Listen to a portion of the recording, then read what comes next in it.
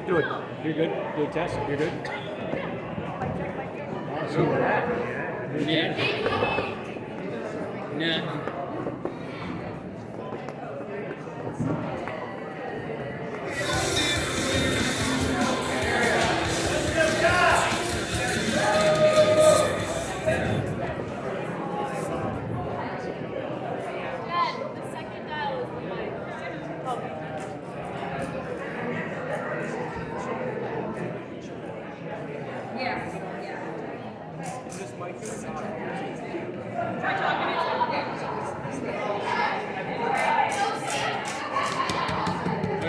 Test. 1, 2, 3, 4. Test.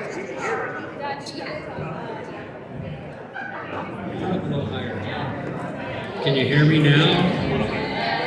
Yeah.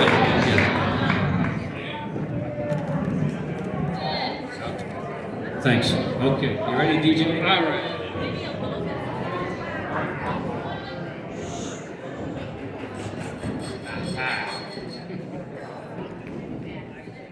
Well, good afternoon, everybody. You probably don't know me, and that's probably good, but I'm Uncle Dennis, or as Jessie knows me, Uncle Dentist, because she never knew how to say Dennis, or short for Uncle D. Sometimes act like Uncle Eddie, if you know Xmas Vacation. But anyway, I am also Scott's brother, who's also known as Spot, Scottster, and Scotty Pie.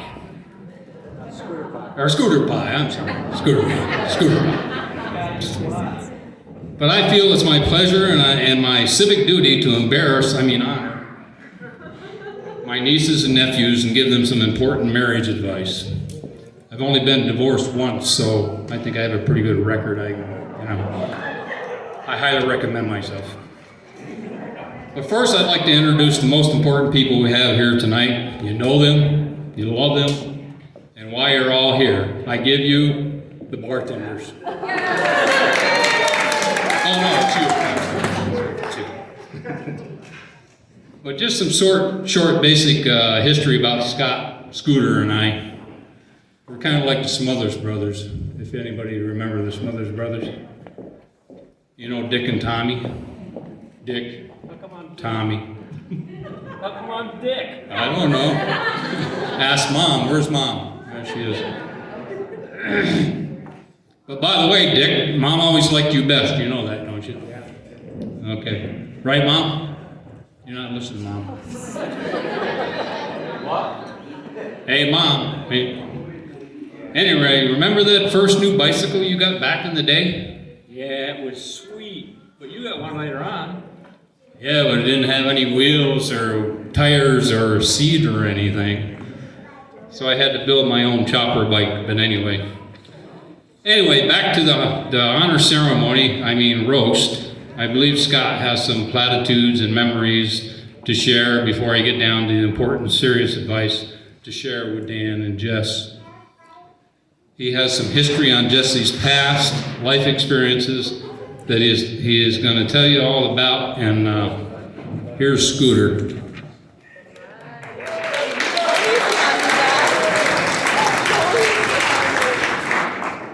First of all, I can't figure out, I've known Cookie for 40 years, and I never found out why she called me Scooter or Scooter Pie, and I was afraid to ask her, so anyhow. But I gotta say, I gotta give Cookie credit. She was very instrumental in Jessie's early learning period. She taught her how to belch. So they're both really good at that. All right, Jess has many monikers. She's known as Jess, Jesser, and J-Mal. And Michaela used to call her Uncle Jessie. I don't know if she still does, but when she was younger, she was always Uncle Jessie. Thanks, Sean. All right, so we're going to start with some of her younger years. I have to speed this up because originally I asked Jess how much time we had, and she said 10 minutes. I said, is that each? She said, no, that's all together. So, it was like 10 to 20 minutes. Oh, 10 to 20. Oh, yeah. So I'm going to speed along as much as I can. The first thing Jude and I were talking about was at Mahogany Dairy Bar when she was only, I don't even know how many, I'm not going to give her age because I'll tell you like she was this old. But we're sitting there having our lunch and she kind of disappeared because she was really active. She was, she never sat at the table. She was running around talking to guests and whatever. But she disappeared and then we heard her yelling. And we looked down and she had stuck her head between the slats on the back of the chair and couldn't get loose. So she's there screaming, and fortunately Bob Dunlap, he was the owner of the bar, the dairy bar. Old Bob, he came up with some pliers and a screwdriver and got her loose. So that was kind of humorous at her expense. The second similar situation was down at the Cross Country restaurant down in Tunkhannock. We were sitting there having lunch one day, and Jess kind of got up and, like she usually did, wandered off, and she went over to a table. The two people sitting there were friends of ours from the photo studio, and she looked down at his plate and she said, "Can I have some of your peas?" And Dick said, "Well, certainly." So very politely, she said very politely, "Thank you," and came back to our table. But we were busting up laughing all that time. All right, I've given names to these different things. The next one is the bike crash. Many of you here know Eileen Hoskins. She was like a sister to Jess, and Michael, her brother, and Rachel, her other sister. They were all very close, grew up together.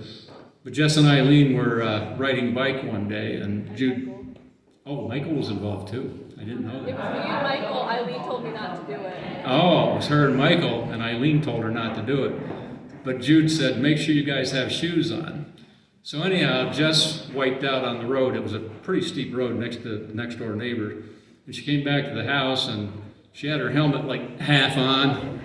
And she's got a road rash here, like the whole side of her. And Jude said, "What did you do?" And she says, "Well, at least I had my helmet on."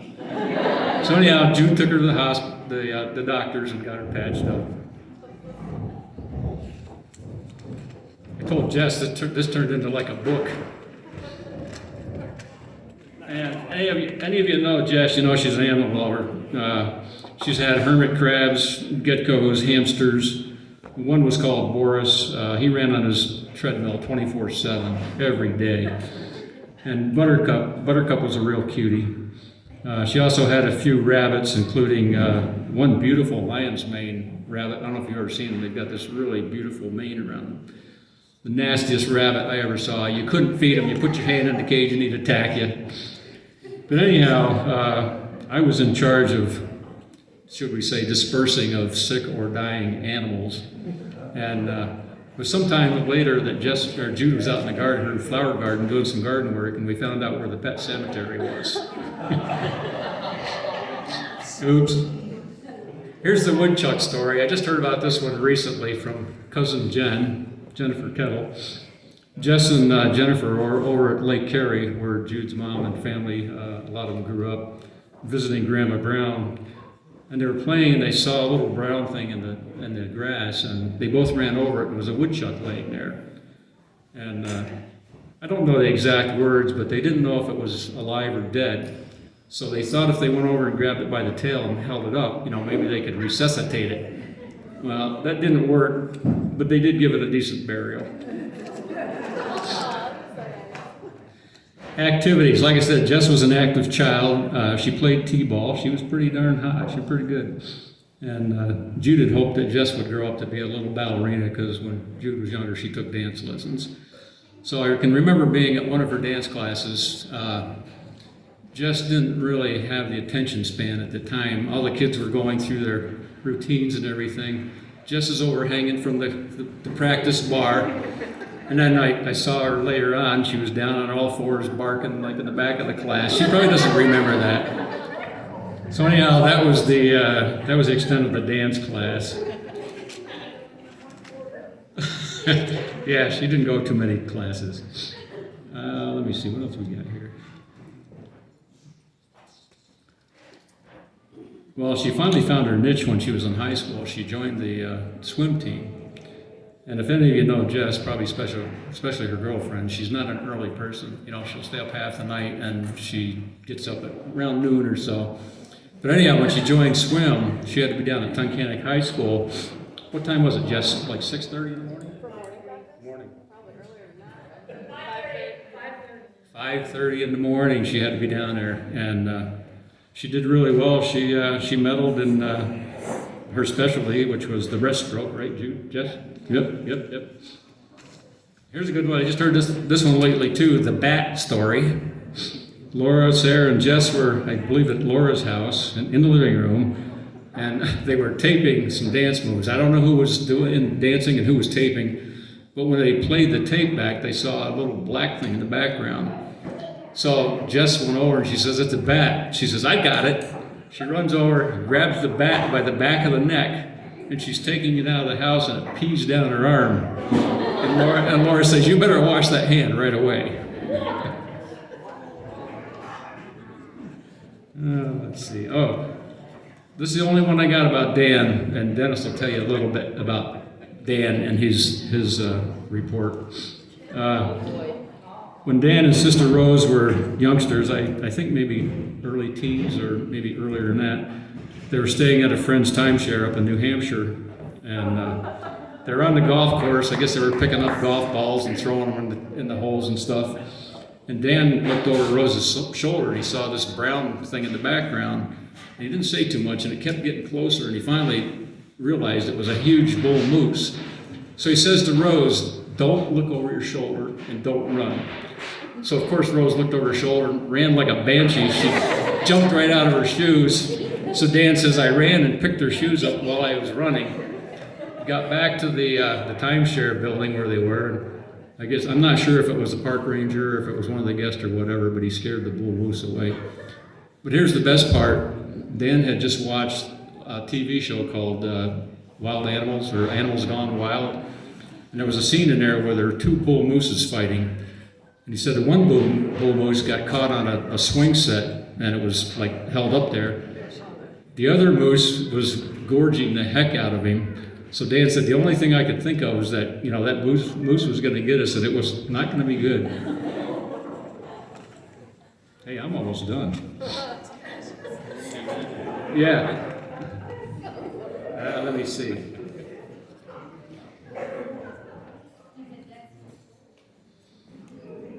That's pretty much it.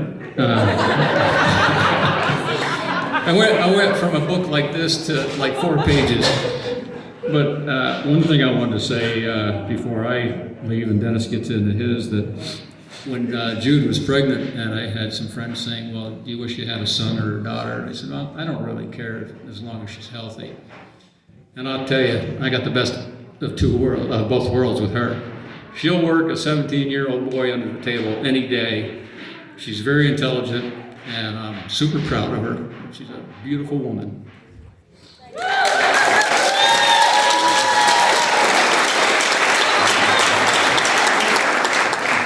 Back to you, Tommy, or DJ, or dentist. Whoever the hell you are. Anyway, before I start, as some of you know, Chris and Denise probably, I like to use props as they define, explain, and identify the true personalities of our loved ones. So I have a few props here. First one's Dan. I don't know if y'all. First one's Dan's. Dan was an electrician.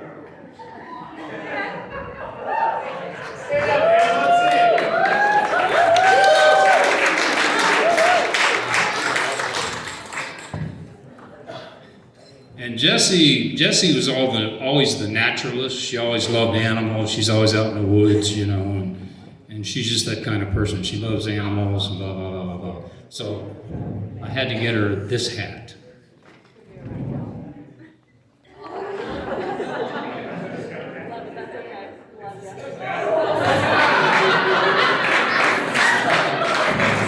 That's real skunk, by the way.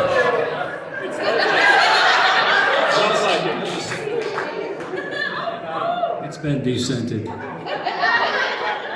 And Brother Scott, I told him that Jess asked me if I could speak. Actually, I asked her. Anyway, so he said, no, not if I'm not there. So I said, okay, well then I guess you're in charge. So he's the rodeo master. Now, one more. Some of you may know, if you know your Indian history. I don't, but anyway, a lot of the Indians, the Comanches and the Sioux, wore a different headdress, and it meant something. So one of them meant that the person really did something great and grand, and they were called chiefs.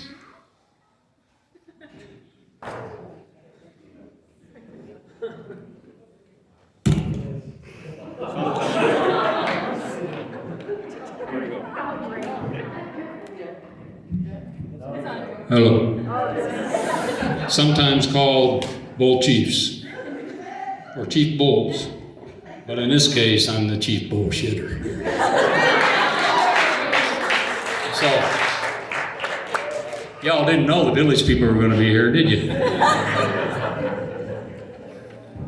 So, Jesse, you listen? Yeah. Your dad covered a lot about you, so I won't embarrass you too much. But Jessie, as the family knows, and I'm sure a lot of you know, but maybe some of you don't, she was always what you consider a tomboy. I don't know if that's politically correct anymore, but I'll say it anyway. So you were, right? And she still is.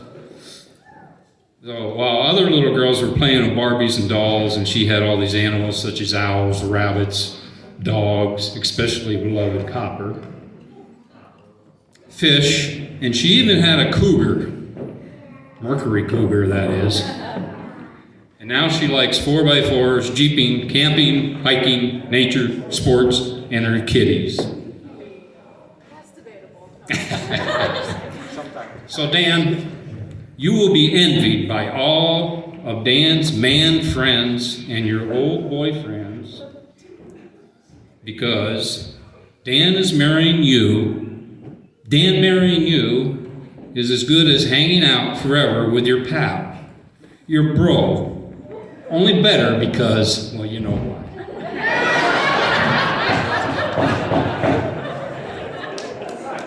So, some advice just for you, Jess, because I've been married twice. If you make up a to-do list for Dan, tear it up, hire a professional. Good idea. But if you do make a to-do list, there's really no need to remind him every damn 6 months. Right, Dan? Remember, shopping with your husband is just like going hunting with a game warden.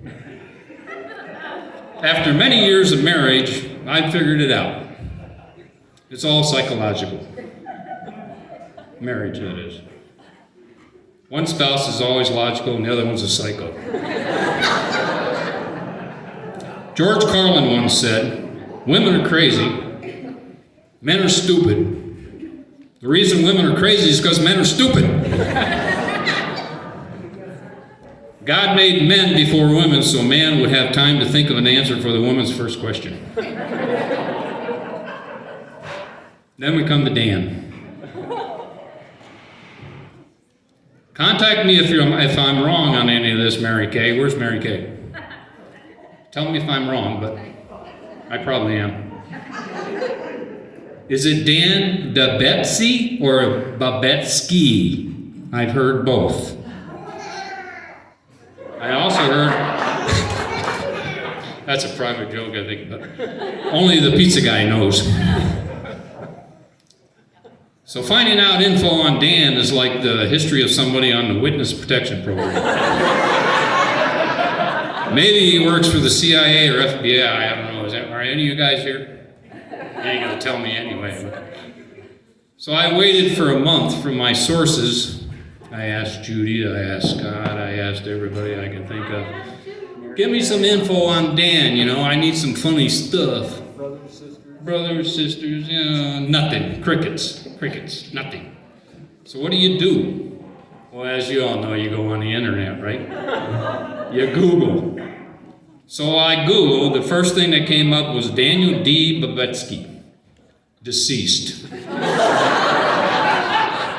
And I said, well, that was quick, I'm done.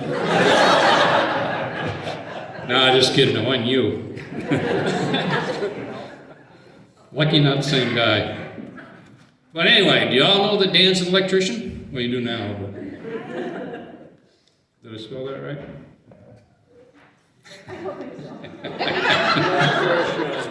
It's close enough. Yeah, that's what I thought. But I did find out he's a member of the IBEW. Maybe Rick knows what that is. I couldn't find anybody to tell me what IBEW is. So I just had to go on my own and yeah, I did Google it, but sometimes that stuff's not good. So what I found out, if I can get this page.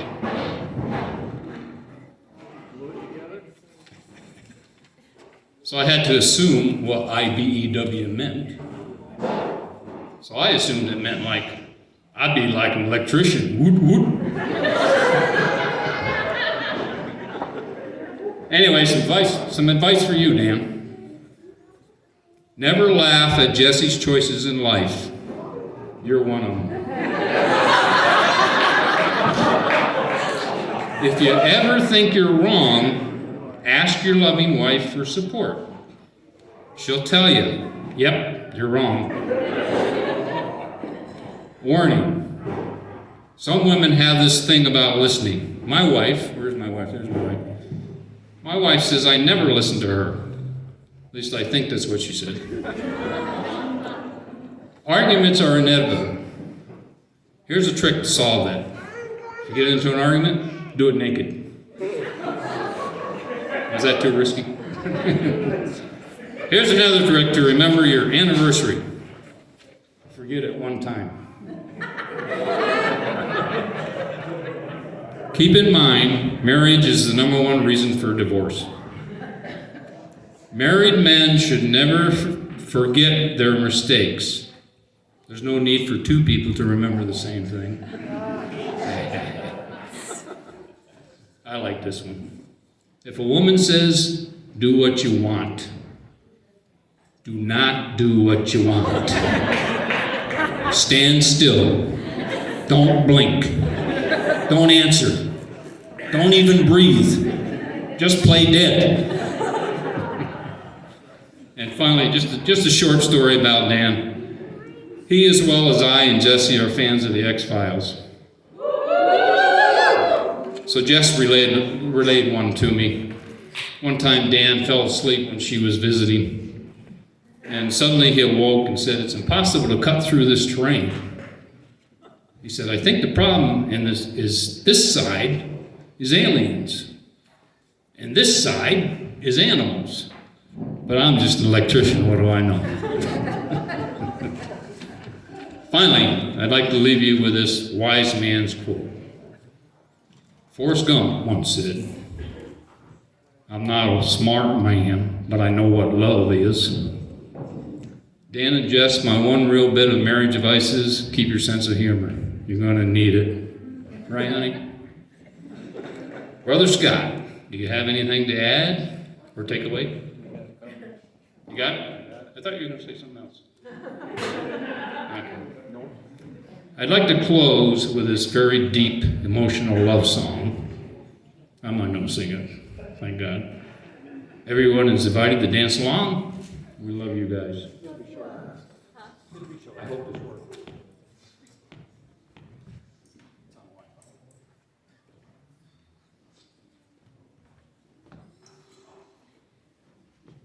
Hey, check this out. So I stopped buying random lotto tickets and started doing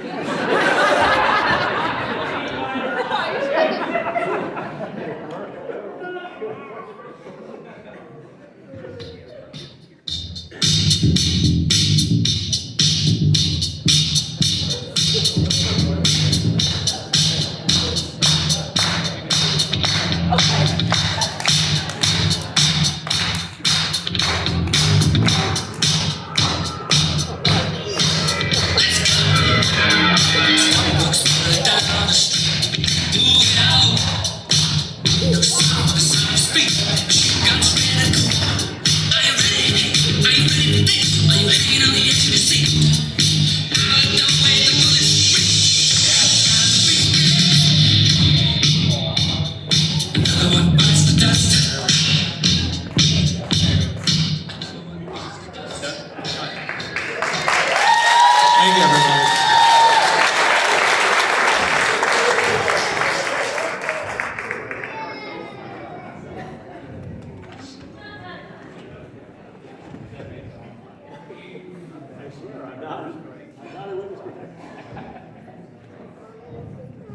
Next speech.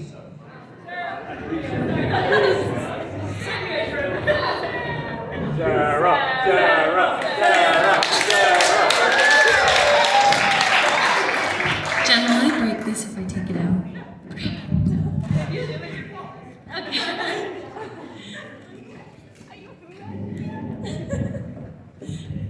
Dan and Jess Babetsky. Give a little smooch.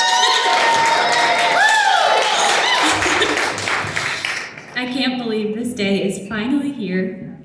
The day you both have prayed for, dreamed about, planned, and eagerly awaited for so long now.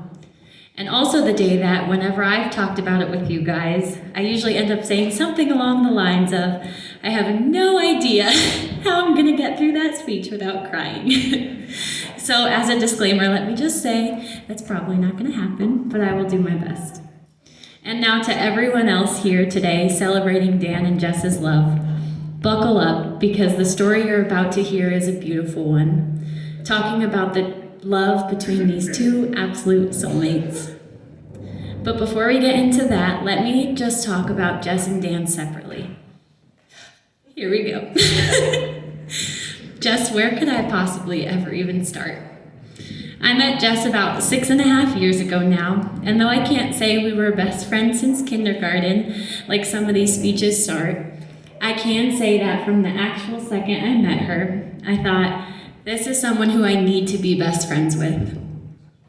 Jess and I instantly bonded over our love for carbs, specifically after eating tortilla chips in the back of a car, after having a little alcohol in our systems. From that moment on, we were best friends and soul sisters. Jess, our crazy memories and times together are something I can't even put into words. You have given me You have given me so many countless side-splitting laughs, amazing, unforgettable memories. Sorry, I lost my spot. Hours of just being there for me and us being there for each other when we needed someone most. You are irreplaceable in my life, and I would truly be lost without you. If you know Jess, you know that her personality is contagious, and she is someone who you always want to be around. Being around Jess equals an amazing time filled with love, laughter, and happiness. Her laugh, her silly faces, her smile, her heart, it's all something that is so beautiful and draws you in from the second you meet her. So, after this first night that we met, I made an effort to make sure that she stayed in my life. And here we are, almost 7 years later, and she's closer to me than a sister. True friendship, in my humble opinion, is when your best friend turns into your family. And Jess, you are, without a doubt, most definitely the sister I never had. Thank you for that, for being so irreplaceable in my life that I would be lost without you. And I thank God for you every single day. Being friends with Jess all these years, I have seen her at her absolute highs and lows. My deepest hope and prayer for Jess has always been that she would find the person who completes her, who gives everything back to her that she gives in a relationship. Someone who loves and cherishes the beautiful person that she is, and someone who accentuates the best things about her, so she didn't have to hold back or hide any part of her amazing personality. And then enters Dan. Dan, you're such an incredible person. You are one of the most genuine guys I've had the pleasure of meeting, and just being around you, just like being around Jess, makes people feel so filled and happy and loved and accepted. One of the many reasons you two are the most perfect couple is because of this effect you both have on people, making them instantly feel like they are accepted and that they belong. That is something so rare, but so beautiful. May you both always realize that and take advantage of who you can touch in this crazy world by that special gift that has been given to the both of you. So, a little backstory here. My husband Richie works with Dan in the electricians union, And I so clearly remember that every time we would hang out with Dan, oh, sorry, I thought it went off. I would afterwards say to Richie, "Why is Dan single? He's a total catch. He has his life together. He's good looking." We all wondered. And he is just such a genuinely good guy. But now, let's not get too full of ourselves here, Dan. You are still an Android user after all. Had to get that.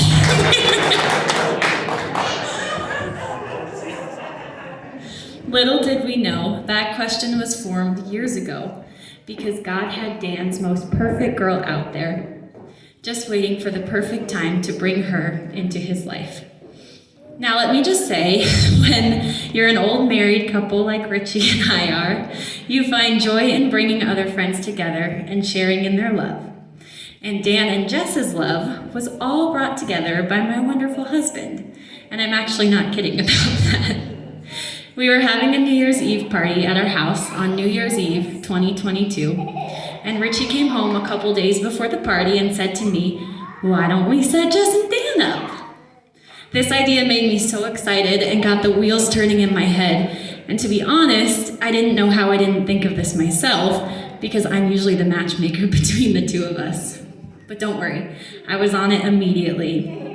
Within seconds, I was texting Laura to see what she thought, and she, I might add, was also immediately on board. And then also texting Dan and sending him pictures of Jess. And his response was, "She's cute, but I might have to go to bed early on New Year's Eve, being the old man that I am."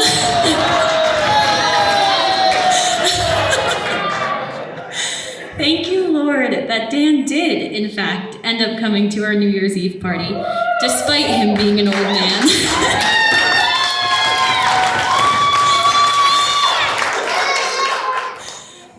And let me tell you, I was standing next to Jess the moment she first laid eyes on Dan. And her whole face lit up the second she saw him, and her jaw hit the floor.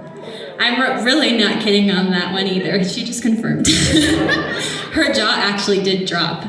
She almost seemed partly in shock. From that moment forward, they spent every second together. You could see their eyes light up every time they talked to each other. You could see them give each other everything they both needed, in both words and affection. This was truly a love that they both had been waiting for their whole lives. And all this time had passed so that they could both give each other exactly what the other person needed, exactly when they needed it. It was true love, and so perfect from the very start. Seeing the next couple of months go by, you could see how perfectly Jess and Dan complemented each other. They encouraged each other to be better versions of themselves. They loved each other so fiercely that you could feel it when you were around them. They both became the best versions of themselves because they felt so at home with each other that it spilled out into every part of their lives. It has been so beautiful to watch. And it just keeps getting better. Jess and Dan, we stand here today celebrating how amazing you both are, individually and together as a couple. And it is just the most beautiful thing to even begin to imagine watching you two grow and learn in the many years to come. Your union before God signifies the beauty of what Jesus does when he brings people together to more fully follow and to love him. I have no doubt that he has amazing plans for you both, and today signifies just the beginning of that. May you always seek him first in your marriage. May you remember that even on the hard days, love is a choice, and you both chose to love each other so deeply no matter what your journey together holds. Today might feel like the best day of your lives, but it doesn't even compare to the love and joy that is to come. May every day from here on out be better than the one before as you grow closer to each other and, most importantly, to God. I love you both with every part of me. And let me end with this verse from Jesus himself. Let love and faithfulness never leave you. Bind them around your neck and write them on the tablet of your heart. Then you will win favor and a good name in the sight of God and man. We all love you so much, Mr. and Mrs. Popetsky.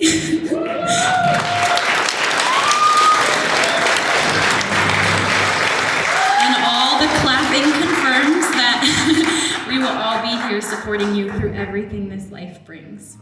So let us now raise a glass to the newlyweds as they will soon walk out of these doors and into their new, exciting, and beautiful lifetime together. To Dan and Jess.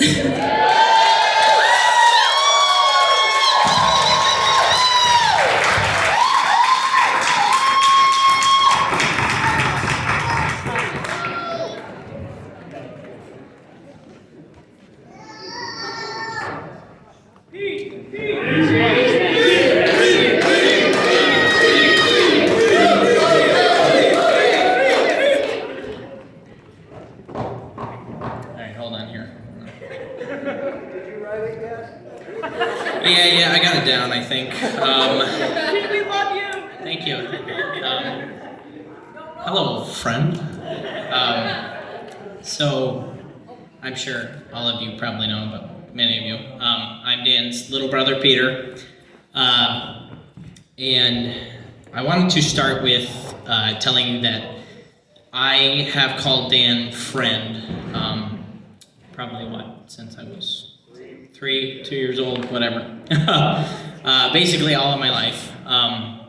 And it has basically become a word of affection between me and Dan, just letting each other know that we care for each other, we love each other. So that's what we call each other. And so me and my friend grew up as I went through the years, and we shared many interests. Snowboarding, our love of EDM music, and most importantly, football and fantasy football. We love that. We love talking about that. We would probably talk about that for 12 hours if you gave us the chance. I think we might have done it before, actually. But just as I grew up, those were some of the things that I love most, bonding with Dan about. And then I got to about 17, 18 years old, and life became a lot more real and more serious, and mature conversations kind of came up between me and Dan just about faith and life. And yeah, we got through those, and we shared our thoughts with each other about all of that, and it kind of just allowed me to discover just the type of friend that Dan truly was to me. And so I just wanted to say that I believe that Dan is, I don't believe, I know. But Dan is a friend that encourages and supports you. He's a friend that is always there for you, and I would say most importantly, Dan is a friend that is your teammate and not your opponent. It's going to relate back a little bit in a couple minutes. But it's not just the interests that Dan and I shared growing up that make me love him and call him a friend. Some of the stuff I just said, but it's just how much I think we pretty much all see it, how much of a wonderful, loving guy that Dan is. Jess, we've prayed for you for a long time. So thank God for you, Jess. You're an amazing woman.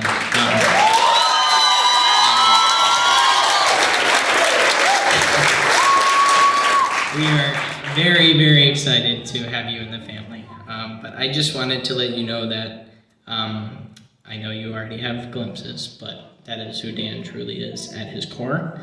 I think he's shown that for us and our family through many situations.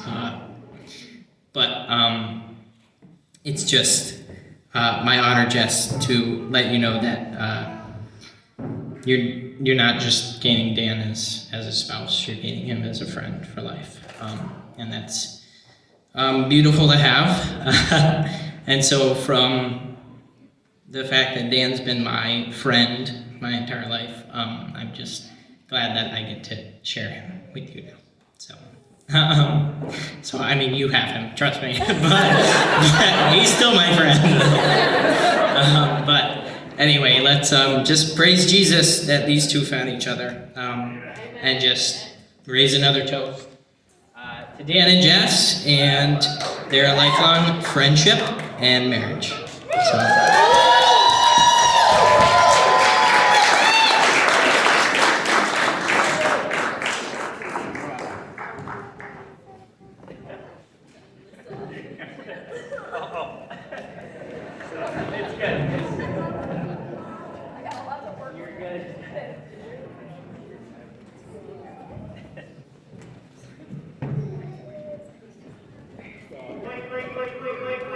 Yes, sir.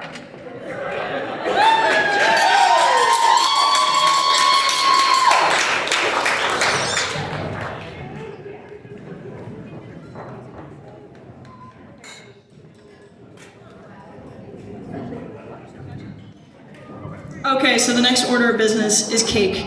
The most important part of the night, in my opinion. And then we're gonna dance, which is the second most important part of the night.